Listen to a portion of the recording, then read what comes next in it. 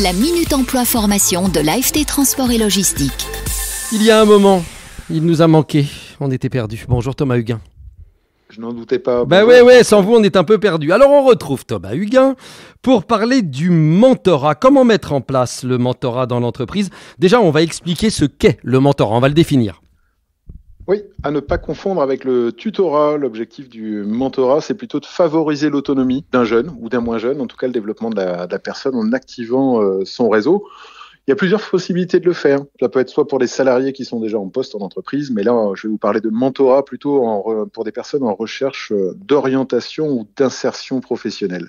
Aujourd'hui, c'est quelque chose qui est indispensable pour la branche vu notre niveau de recrutement et l'objectif, c'est d'aider des jeunes à s'orienter et d'offrir parfois la possibilité à un collégien, un lycéen ou des étudiants ou des jeunes qui seraient en recherche d'emploi à être, je dirais, conseillés, informés, accompagnés dans leur orientation et de leur donner une vision un peu nouvelle pour réfléchir à leur projet professionnel. Comment est-ce que ça s'organise tout ça dans l'entreprise?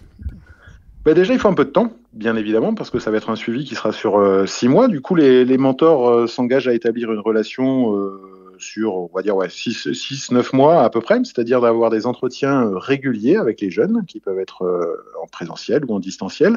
C'est organisé, c'est à voir en fonction des plannings des uns et des autres, parce qu'il y a une structure d'insertion souvent derrière le jeune, mais en tout cas, c'est de lui permettre sur les temps réguliers de l'accompagner dans ses recherches d'emploi et d'activer le réseau.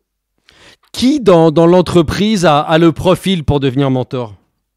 Souvent des gens qui ont déjà une bonne expérience et des acquis professionnels et qui sont du coup en capacité de donner des vrais conseils, un peu de coaching, qui ont un peu une prise de recul.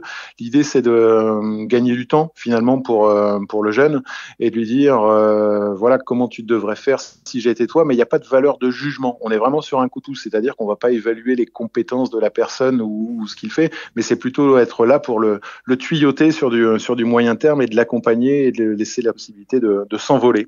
On parlait de la différence avec le tutorat tout à l'heure. Dans le tutorat, il y a quelque chose de légal. Dans le mentorat, on est plus dans le bénévolat et dans l'accompagnement humain.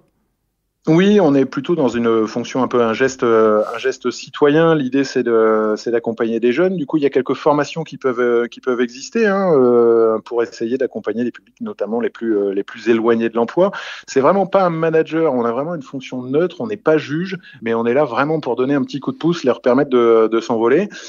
Différentes structures ont été labellisées, en tout cas retenues par l'État sur ce sujet, et c'est la possibilité parfois d'accompagner un jeune vers un autre secteur d'activité ou en tout cas une autre entreprise que la sienne, mais c'est aussi parfois la possibilité de dénicher des talents et de se dire tiens, celui-là, pourquoi je l'embaucherais pas parce qu'il m'a l'air vraiment pas mal. Bon écoutez, si ça vous intéresse, vous allez faire quelque chose de simple, vous allez aller sur unjeune-une-solution.gouv.fr, alors un en chiffres, un en chiffres, jeune, une en chiffres, solution.gouv.fr. Il y a une rubrique je souhaite échanger avec un mentor et vous en apprendrez beaucoup plus sur le sujet si vous souhaitez mettre cela en place. Merci Thomas, à la semaine prochaine. Merci.